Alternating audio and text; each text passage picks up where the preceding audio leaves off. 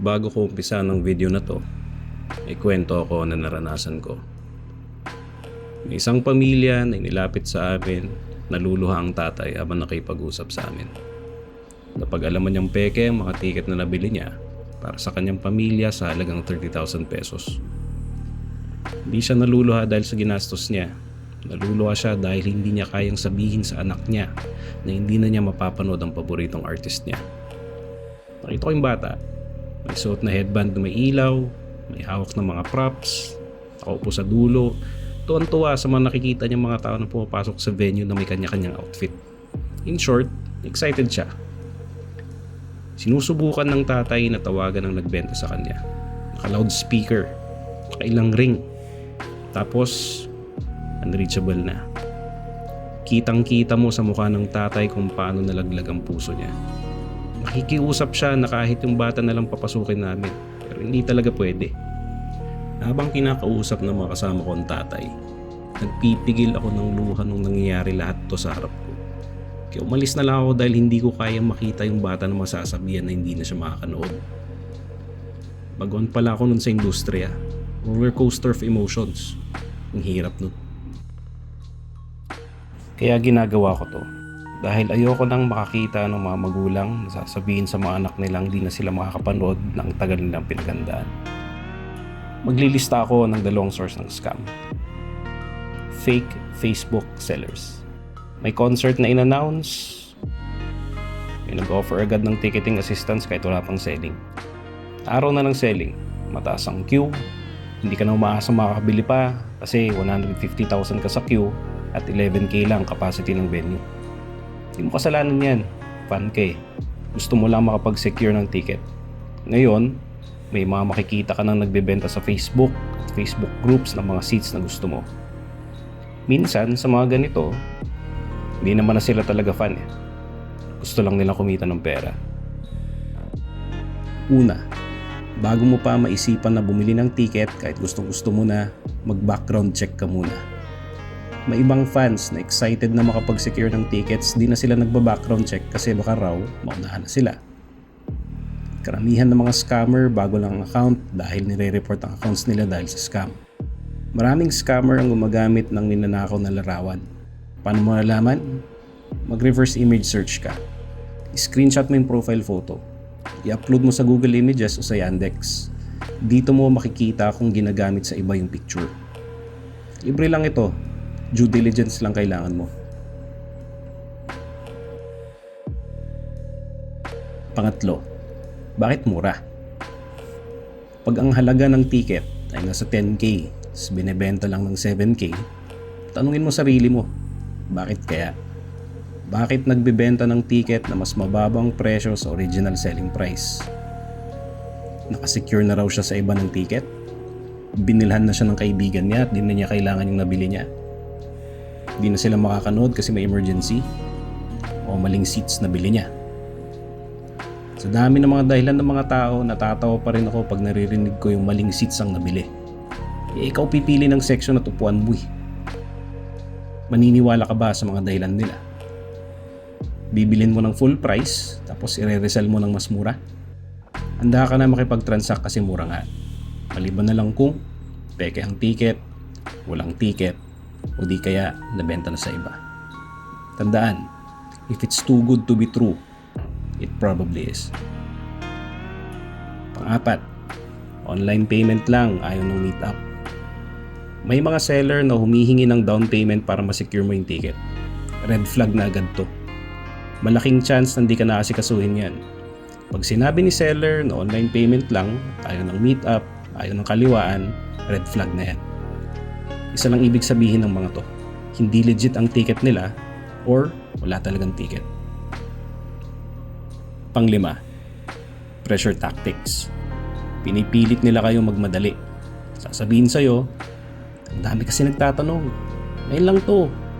Send payment na po agad para ma-secure nyo ng ticket. Ginagawa nila to kasi ayaw nila mag-isip kayo ng maayos. Social engineering.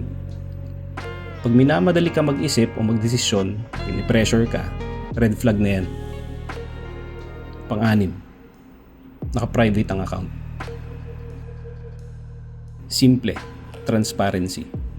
Bibili ka pero di mo ma-view yung account ng makakatransact mo. Mag-isip-isip ka na. Seller siya pero ayaw niya ipakita yung account niya. Red flag na yan.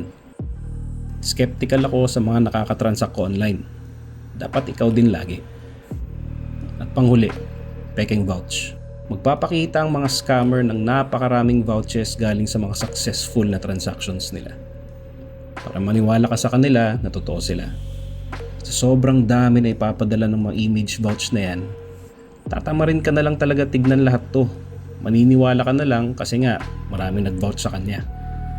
Part pa rin to ng manipulation tactics nila. May mga pictures pa nga na pinapadala nila, di naman na related sa pag-vouch. Mga screenshot lang nang natapos nakapag-secure ng ticket. Karamihan dito, gawa-gawa lang nila o ninakaw nila sa ibang reseller. Kaagad-agad maniniwala sa mga vouchers na to. Sa mundo ng internet, kahit sino kaya gumawa niyan. Fake ticketing websites. Una, i-check ang URL.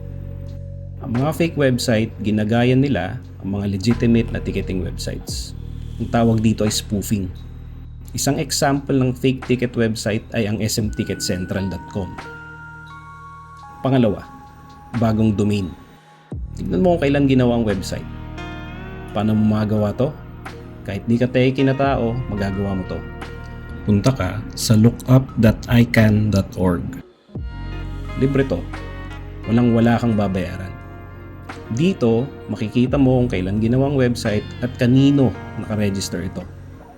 Tulad ng mga legitimate ticketing websites, makikita mo na ilang taon na sila nakarehistro.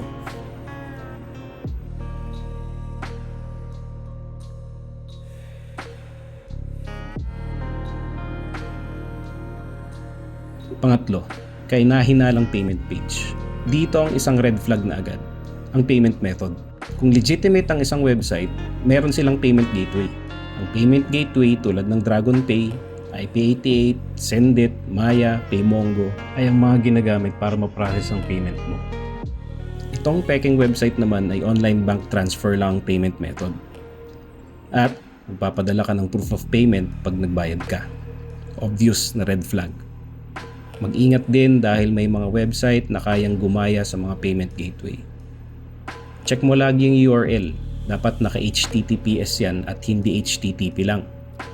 Tandaan, kapag magcha-checkout ka, dapat magre-redirect ka sa payment gateway page. Kaduda-duda ang isang website na may payment at di ka nare-redirect sa payment gateway. Pang-apat, walang social media presence. Hanapin mo ang social media pages nila. Ang mga legit na ticketing companies, meron silang Facebook, Twitter or X at Instagram. May mga history ng post at customer interaction. So, recap lang tayo. Pag bibili kayo ng tickets online, checklist ka muna. Pag Facebook seller, dapat tignan ang edad ng account, reverse image search, profile photo, ang presyo, makatotohanan ba? Ready sa meetup? Minamadali ka ba? Vouchers, totoo nga ba? Pag ticketing website naman, double check mo lagi ang URL. Gaano ba katanda itong website? Secure ba ang payment page nila? Or may social media presence ba sila? May mga taong nakaranas at nakakaranas ng panloloko at nakakalungkot isipin, pinagdadaanan nila mga yun.